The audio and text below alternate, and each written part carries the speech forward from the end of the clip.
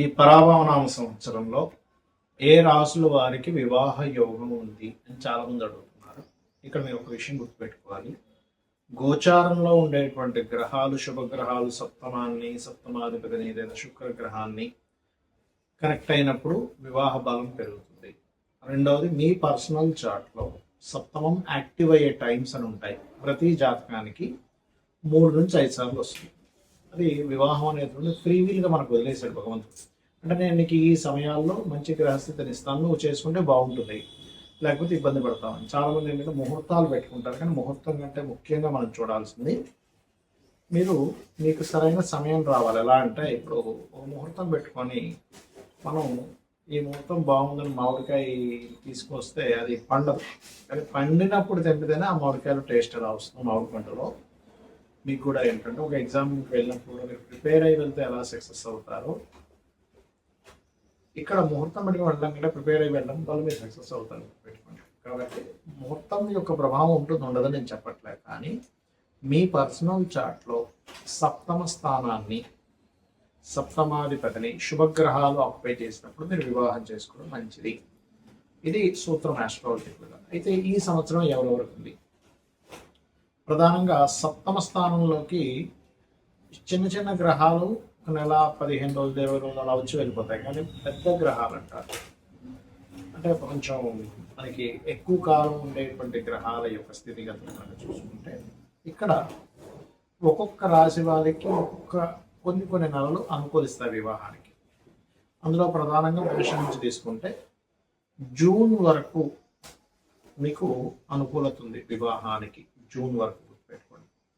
ఇక వృషభం వారికి జూన్ తర్వాత నుంచి ఒక 4-5 నెలల పాటు అనుకూలంగా ఉంది చెప్పాలంటే. అంటే జూన్ టు నవంబర్ వరకు అనుకూలంగా ఉంది వృషభం వారికి. ఇక మిథునం వారికి కనుక చూసుకుంటే వీరికి నవంబర్, డిసెంబర్, జనవరి మాసాల్లో ఎక్కువ అనుకూలంగా ఉంది. ప్లస్ ఇక్కడ మనకి జూన్ వరకు ఒకటి అనుకూలత, నవంబర్, డిసెంబర్ మాసాల్లో ఎక్కువ అనుకూలత వివాహం అవడానికి. ఇక కర్కాటకం వారికి జూన్ తర్వాత నుంచి రాశిలోకి ప్రతి గురువు వస్తాడు, అక్కడి నుంచి అనుకూలంగా ఉంది.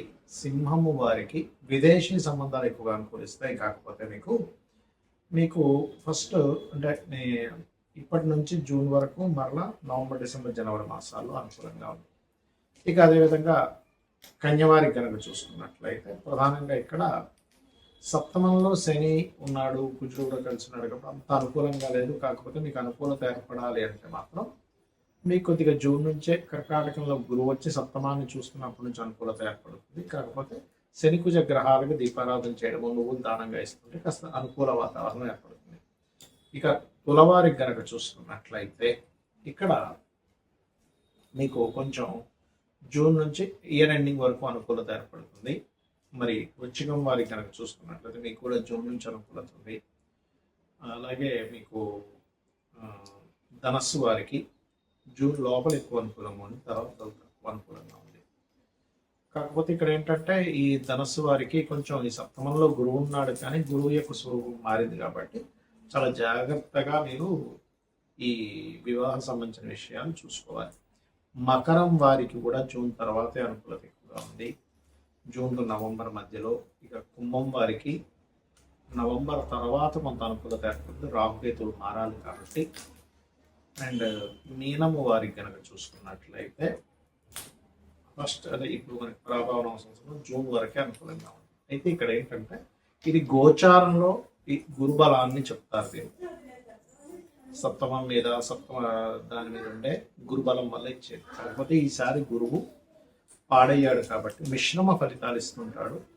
మీకు వివాహం కుదరట్లేదు అంటే ఒకటే అర్థం చేసుకోవాలి, సమయం రాలేదు లేదా ఎక్కడో ఏదో ఆటంకం ఏర్పడుతుంది. వివాహం అవ్వడానికి ఒక మంత్రం ఉంటుంది లలితా సహస్రనామాల్లో. ఓం కామేశబద్ధ మాంగళ్య సూత్ర శోభిత కందరాయే నమః. వివాహమై ఇబ్బంది పడుతున్నాం అనుకునేటువంటి వారు ఓం శివకామేశ్వరాంకస్త శివా స్వాధీన వల్లభాయే నమః చేసుకోండి. ఇది ఎవరైతే చేస్తారో రోజు 45 నిమిషాలు ఖచ్చితంగా మీకు అమ్మవారి అనుగ్రహంతో వివాహ యోగం అనేటువంటిది కలుగుతుంది. శ్రీమాత్రే నమః.